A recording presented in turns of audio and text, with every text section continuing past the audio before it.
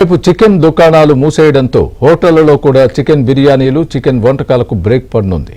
పశ్చిమాసియాలో యుద్ధం కారణంగా కమర్షియల్ గ్యాస్ కొరతతో ఇప్పటికే ఇబ్బందులు పడుతున్న తమకు చికెన్ దుకాణాల బంద్తో నష్టాలు మరింత పెరుగుతాయని హోటళ్ల యజమానులు వాపోతున్నారు.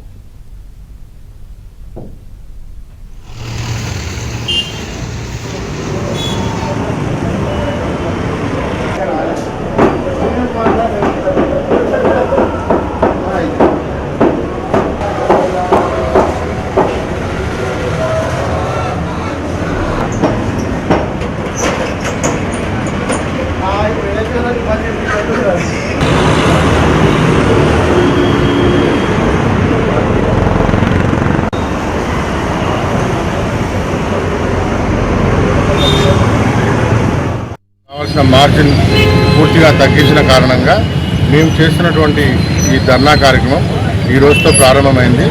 ఈ ధర్నా కార్యక్రమానికి సపోర్ట్గా బోడుప్పల్ ప్రాంతం నుంచి అన్ని చికెన్ షాపులు బంద్ చేయడం జరిగింది. ఇక్కడి నుంచి డైరెక్ట్గా ఇందిరా పార్క్కి ధర్నా కార్యక్రమాన్ని బయలుదేరడం జరుగుతుంది.